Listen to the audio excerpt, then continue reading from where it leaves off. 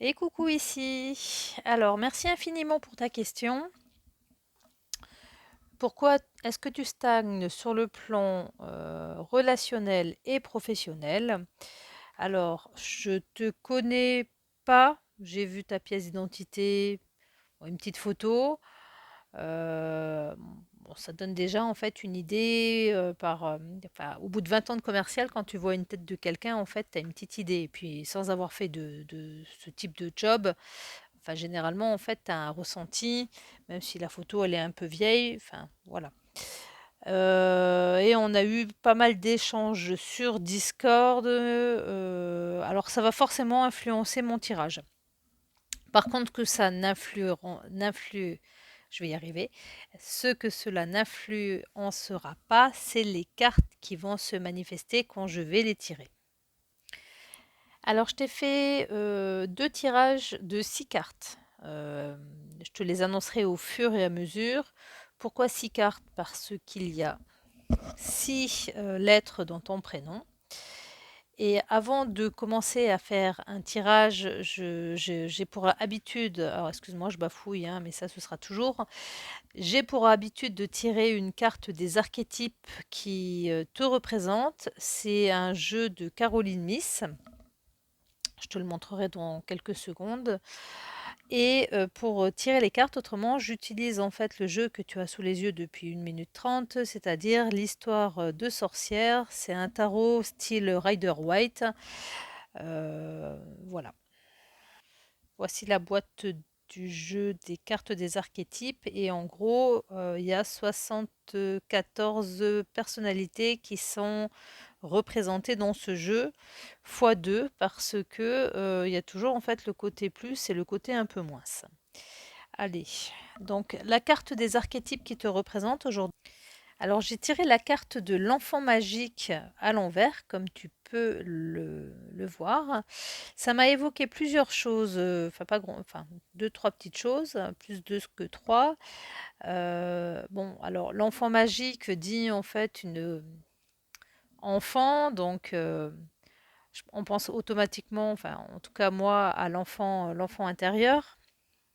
L'enfant, ça peut aussi évoquer, en fait, ben, on restera toujours les enfants de nos parents. Mais là, juste au-dessus de la tête de cet enfant, le ciel est en dessous, forcément, puisque la carte est à l'envers. Et on a en fait une couverture d'étoiles. Donc ça m'a fait penser un peu à l'enfant rêveur, l'enfant qui a des rêves, qui a des projets. Et les fleurs qui sont dans le champ aux genoux de cet enfant, alignées de la sorte, c'est bah là, ce qui me vient, c'est la pyramide intérieure, le temple. Donc, j'ai envie de dire que tu es en fait quelqu'un de très indépendant, alors peut-être pas solitaire, mais rêveur en tout cas, que tu as beaucoup de projets.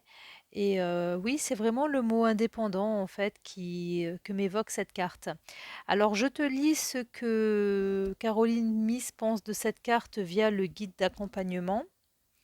Alors enfant magique, innocent, vois la beauté sacrée en tout. Incarne le courage et la sagesse dans des circonstances difficiles est doté du pouvoir de l'imagination et de la conviction que tout est possible.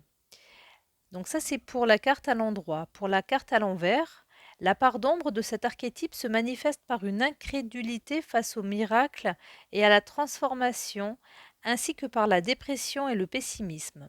Elle se manifeste aussi par la croyance que l'énergie et l'action ne sont pas nécessaires, ce qui porte à se réfugier dans l'imaginaire. Alors, demandez-vous si vous êtes porté à transcender les circonstances apparemment négatives, et ce, depuis votre tendre enfance. Voilà ce que pense Caroline Miss de cette carte. Alors, je l'ai déjà dit, mais tout le monde ne regarde pas toutes mes vidéos, et heureusement, parce qu'il faut que je les regroupe dans un onglet, en fait, tirage personnel. Mais je les ouvre à tout le monde parce que je pars toujours du principe qu'il n'y a pas de hasard et que si une personne tombe dessus, c'est peut-être que ça lui parlera également. Mais enfin bref, tout ça pour dire que moi, quand j'ai commencé en fait à me dire: «Je vais essayer via le tarot qui me passionne de faire quelque chose pour, le bien de tous», parce que je me fais pas payer pour faire ça. C'était évident pour moi qu'en plus des cartes du tarot, il me fallait en fait un jeu basé sur la psychologie. Alors aussi parce que je me tâte en fait à retourner, sur les bancs de l'école et à reprendre des études de psycho. Bon, en fait, je vais pas commencer à rentrer dans cette conversation parce que c'est ta vidéo, c'est pas je suis pas là pour m'écouter parler. Mais là où je veux en venir, c'est qu'effectivement, en fait, on a 74 personnalités, mais je me fie énormément, j'ai appris à me fier, en fait, aux illustrations de ce jeu. Donc là, pour moi, cette carte, elle est tombée parce qu'elle illustre, en fait, quelqu'un qui a la tête dans les étoiles, mais en même temps, il y a cette notion, en fait, un peu d'architecte avec cette pyramide, ces fleurs qui sont représentées, hem, de manière assez, mathématique, j'ai envie de dire, hein. Alors je continue, j'ai tiré, avant de faire mon tirage, pareil, une carte du tarot, par contre, qui te représente dans la vie de tous les jours. Et là, j'ai tiré l'ermite. Donc, très jolie sorcière, en fait, qui médite ou qui se laisse envoûter par la danse des flammes, avec son chat qui dort en toute confiance à ses côtés. Les, autour du feu, elle a mis, en fait, des petits tas de pierres, en offrande, aux esprits. Ça revient un peu à ce que je disais avec l'enfant, magique. Tu as l'air d'être une personne relativement, en fait, posée et indépendante. Alors, je commence. Quelle carte du tarot te représente dans ta vie, relationnelle? Et la première carte qui s'est présentée, c'est le 10 de coupe. Alors, pourquoi est-ce que tu stagnes sur le plan relationnel et professionnel? Alors ici, le 10 de coupe, ça peut déjà être un premier indice. Est-ce que tu n'attends pas, est-ce que tu n'es pas alors autant il y a l'ermite d'un côté qui nous dit en fait que tu es une personne qui a énormément besoin de prendre du temps pour toi, mais sur le plan relationnel, ce que je cherche à dire, est-ce que tu n'es pas trop, c'est moche ce que je vais dire, mais les mots qui me viennent, c'est, entier, sincère, que tu associes ton relationnel à le 10 de coupe, c'est la carte de la famille. Donc, est-ce que au démarrage d'une nouvelle relation, tu ne t'investis pas, un peu trop, est-ce que tu n'es pas trop, présent? Est-ce que tu as enfin, là, ces 2 cartes, l'une à côté de l'autre, en fait, me disent, tu donnes tout d'un coup pour finalement être déçu et repartir t'isoler parce que tu n'as pas eu le retour que tu attendais. Alors c'est là que je te rappelle que je ne suis qu'une amatrice et que, je fais ça pour apprendre. Mais voilà ce que m'évoque, le 10 de coupe à cette position. La deuxième carte, quelle carte du tarot représente, tes points forts, toujours sur un plan relationnel? Et là, voici la reine de denier qui nous montre bien que, bah, tu as quand même en fait les pieds sur terre. Donc on voit bien en fait que tu es une personne qui est lucide, qui sait. Tu te feras pas, avoir, par une fausse relation. Tu ne fréquenteras pas des personnes, en fait, qui vont, t'amener, en fait, à j'ai envie de dire, à te faire, baisser ta vibration. Au contraire, en fait, tu es complètement lucide, dans le choix, en fait, des personnes que tu fréquentes. Tu as un esprit très terre à terre et très pratique. Alors maintenant, après les points forts, la carte qui représente tes points faibles. Alors dis-moi mon petit bonhomme, est-ce que tu serais pas un peu paranoïaque? Je plaisante, hein. Mais là, le 10 d'épée, est-ce que en fait, au niveau de ton relationnel, alors tu donnes énormément, tu t'investis, mais en même temps, est-ce que tu ne serais pas tout le temps sur la défensive, la peur de te faire avoir, de te faire trahir, bah, qu'on te plante un couteau dans le dos, hein, je pense que là, la carte, elle parle d'elle-même. Même le corbeau qui est posé sur l'arbre, il y perd ses plumes. Bon, jamais mort par contre, hein, tu te relèves toujours, mais est-ce qu'il n'y a pas, pourquoi est-ce que tu stagnes sur le plan relationnel et professionnel? Est-ce que tu as pas une petite histoire en fait à faire remonter et à digérer pour pouvoir avancer sur ce plan-là? C'est une question. J'ai hâte d'entendre ou de lire ton retour. Du coup, quelle carte du tarot représente en fait ben, le conseil à développer pour ne plus stagner sur le plan relationnel? Alors voici la deuxième reine de ce tirage qui nous dit que tu dois en fait aller charmer ton relationnel. Alors, il y a le colibri qui est présent, qui nous parle de la besogne. On a la lumière qui est dans la main droite de la sorcière. Un côté gracieux, féminin, élégant, j'ai envie de dire beau parleur. Mais en même temps, tu vois, cette reine, elle est sur le dragon et elle est prête à prendre son envol, mais elle en toute confiance. Le dragon, il a ses ailes déployées. Là, la sorcière, elle ne se tient même pas. Elle a sa baguette, d'une main, elle a son bouquet de l'autre, elle va s'envoler, mais c'est vraiment assez contradictoire avec le 10 d'épée qui est à côté. Le conseil du tarot, c'est de dire: «Fais confiance, lâche, fais confiance, respire». Je respire moi-même en regardant ces 2 cartes. Hem Ce que j'avais envie de rajouter, c'est, le dragon, il est là pour te protéger. C'est vraiment cette, protection que je sens ici, avec cette carte. Alors, du coup, on a vu les points, le conseil du tarot, maintenant on va voir l'avertissement du tarot. Et l'anecdote par rapport au 3 de denier qui est présent ici, c'est qu'en battant mes cartes, je me suis dit: «Tiens, lui, il fait de la numérologie, moi j'essaye de faire du tarot, on pourrait peut-être s'associer» et là, pam! Je tire le 3 de denier et qui me dit: «Que nenni», le 3 de denier, c'est la carte, du travail d'équipe, mais apparemment, en fait, l'avertissement du tarot, c'est de faire attention aux personnes avec qui tu vas t'associer. Voilà, donc alors cette carte, elle ne dit pas que tu ne dois pas travailler en équipe, je pense, parce qu'autrement je l'aurais tirée à l'envers. Par contre, elle nous suggère de faire, attention, en fait, aux personnes à qui tu vas faire confiance.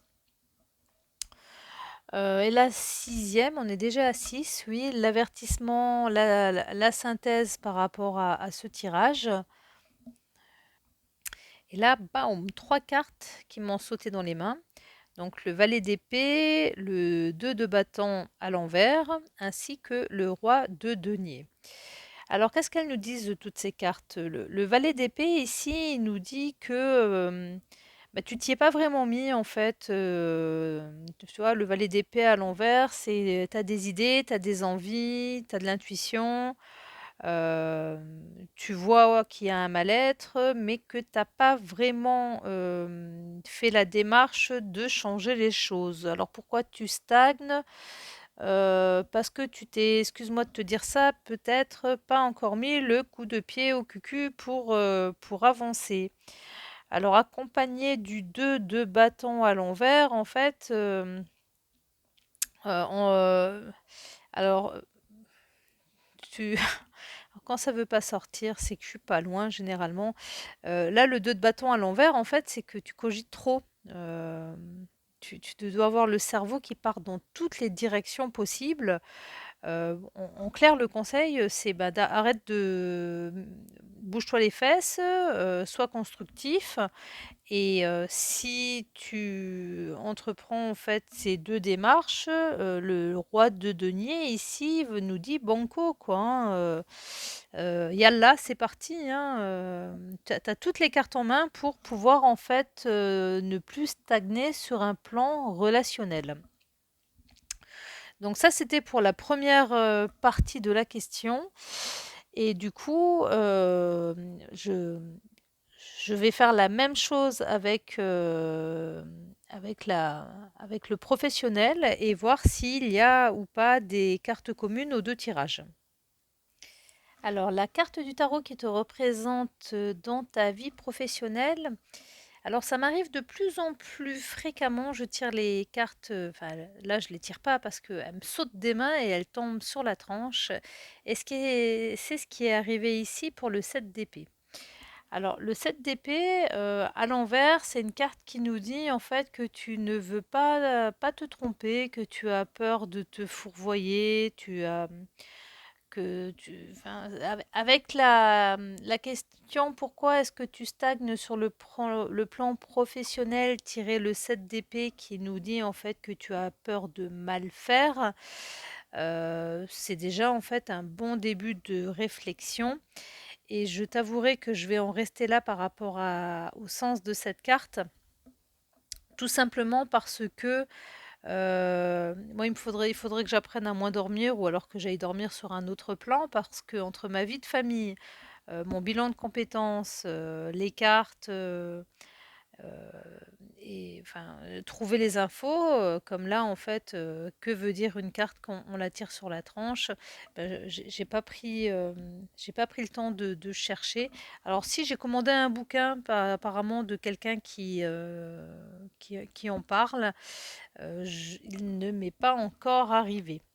Alors, la carte qui représente tes points forts professionnels, eh ben, j'ai tiré le 6 de denier qui nous indique ici que tu es une personne juste, généreuse, posée. Et je le répète en boucle parce que maintenant que je m'approche de l'âge d'être mamie, même si je suis une jeune maman, on me dit souvent que je radote. Enfin bref, euh, ce que j'ai envie de dire, en fait, j'ai fait du commercial pendant 20 ans, même plus en fait, mais le- euh, comment dire, la plus grosse partie en fait de ma carrière professionnelle, c'est du commercial pur et dur, alors qu'avant, en fait, j'ai travaillé dans des commerces. Et ce qu'on ne nous apprend pas en école de vente, mais qui est en fait une opération, enfin une recette sécure pour réussir, c'est que il faut, pour que le professionnel se passe bien, il faut que les deux parties soient gagnants. Le vendeur, l'acheteur, enfin, voilà, tu payes quelqu'un pour un service, pour un produit, pour une prestation. Il faut que tout le monde soit gagnant. Le vendeur, l'acheteur, le fournisseur, il faut que tout le monde puisse s'y retrouver. Et il y a que comme ça, en fait, que les choses peuvent s'améliorer dans notre société et qu'on arrête avec des multinationales qui font d'énormes profits. Enfin bref, on n'est pas là pour faire de la géopolitique. Pourquoi tu stagnes sur le plan professionnel? Tes points forts, c'est ta générosité. Bravo. De toute façon, après, j'ai envie de te parler, mais tu le sais mieux que moi peut-être, en fait, de la loi d'attraction également et de ce que l'on sème. Ça va de pair et avec l'état d'esprit. Alors, maintenant qu'on a vu les points forts, on va sur les points faibles.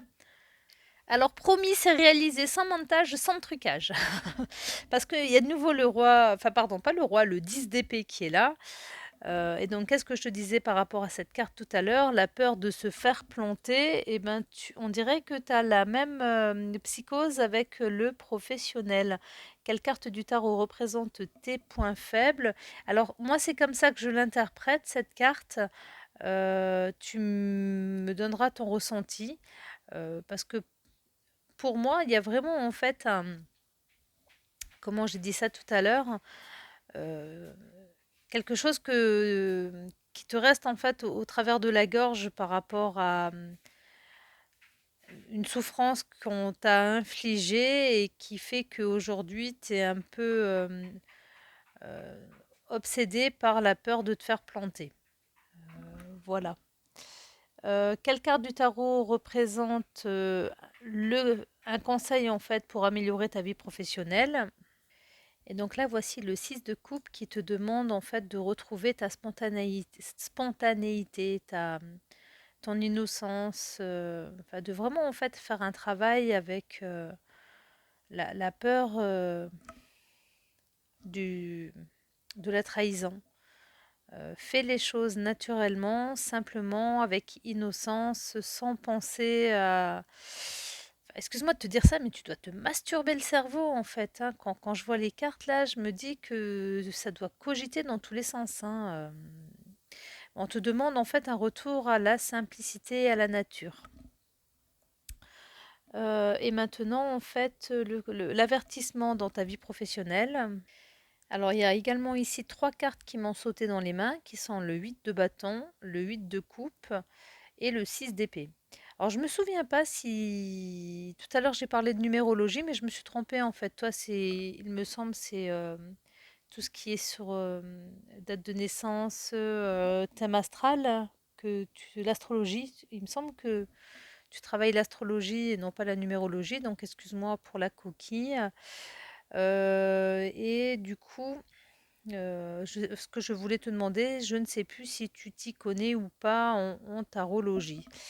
Alors, quelle carte du tarot représente l'avertissement dans ta vie professionnelle? Donc là, le 8 de bâton nous dit en fait que ça ne va pas... Il va y avoir une période de stagnation en fait, hein, ça va pas bouger. Alors, pourquoi tu stagnes sur le plan professionnel? Donc là, l'avertissement du tarot, c'est de nous dire ça va pas démarrer comme en 40. Par contre, avec le 8 de coupe à l'endroit qui, lui, nous parle en fait d'un travail intérieur à faire. 8 de coupe à l'endroit, c'est ça en fait, hein. Ça revient un peu à ce que je te disais avec le 10 d'épée qui est une carte commune à ces deux tirages. Tu dois régler en fait régler le travail que tu as avec tes démons intérieurs. Par contre, là, le 6 d'épée qui est en troisième position il nous dit en fait de faire, il te demande en fait de faire un break professionnel. Mais en même temps, en fait, c'est une carte d'avertissement. Quelle carte du tarot représente un avertissement dans ta vie professionnelle? Alors, j'ai l'impression que je traduis ces cartes. Une période fais attention parce que une période de ralentissement, une période il y a vraiment en fait un mouvement de départ entre le 8 de coupe et le 6 d'épée. Est-ce qu'il ne faudrait pas plutôt interpréter ces deux cartes comme attention, ça ne va pas bouger, mais toi, faut pas que tu bouges, ne prends pas la tangente. Parce que là, le 8 de coupe et le 6 d'épée, en fait, c'est deux cartes où on voit en fait les sorcières qui, d'un pas résolu, prennent la direction de l'avenir. Donc, oui, c'est vraiment en fait, fais ton travail intérieur parce que de toute façon, professionnellement, en ce moment, tu n'avances pas, mais ne fais pas n'en profite pas pour faire une fuite vers l'avant. Je pense que c'est de cette manière qu'il faut interpréter cet avertissement dans ta vie professionnelle. Et les deux dernières cartes de ce tirage.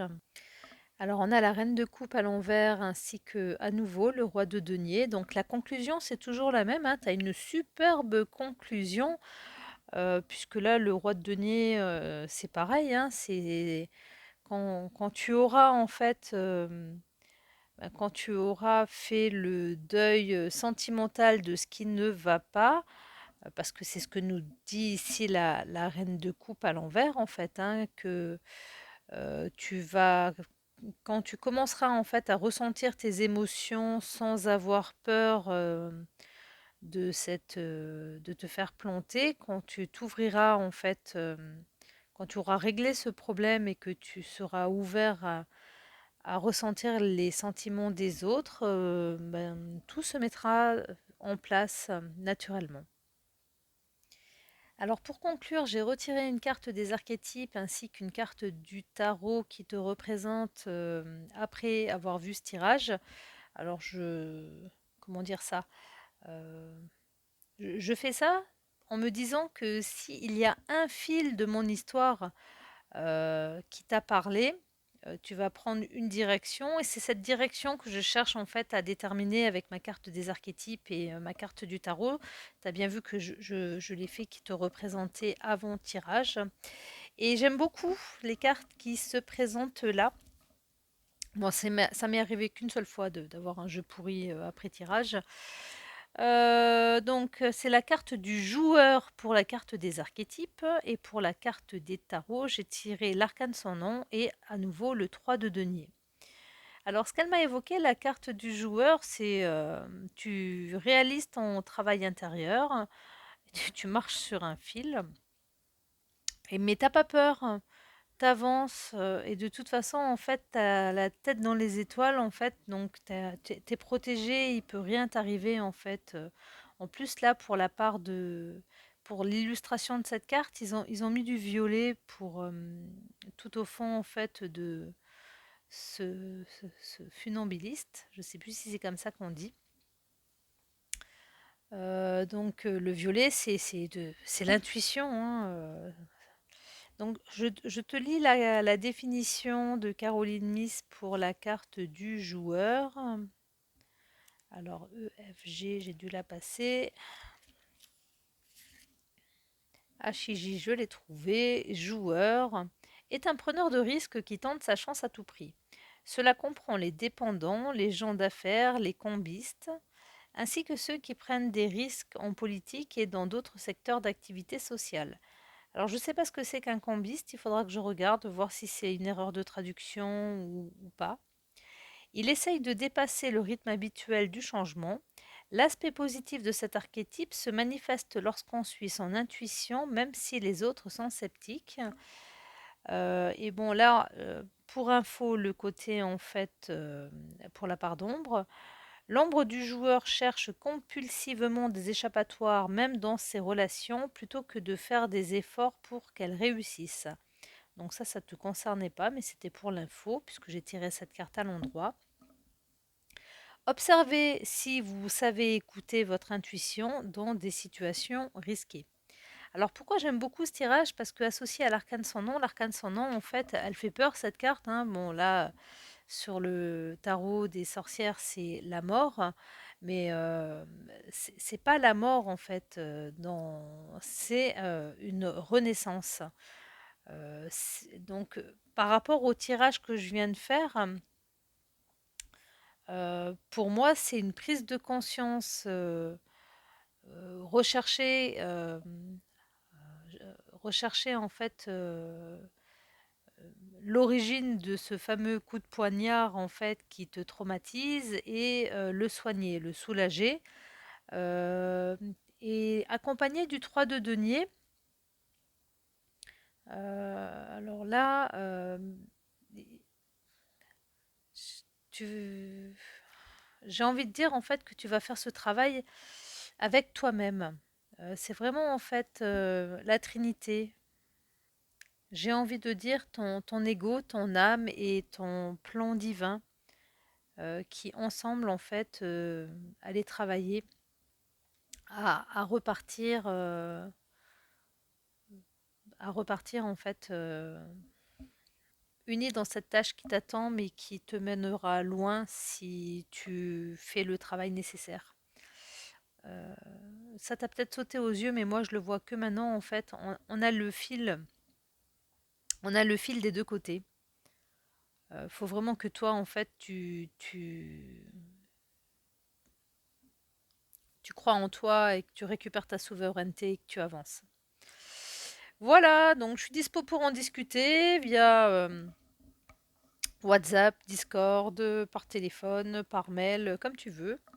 Et je te dis à bientôt. Ah oui, encore une petite précision, tu m'as posé 3 questions. J'en ai fait une, je ferai les 2 autres quand j'aurai répondu, en fait, à toutes les personnes qui m'ont posé d'autres questions pour être juste.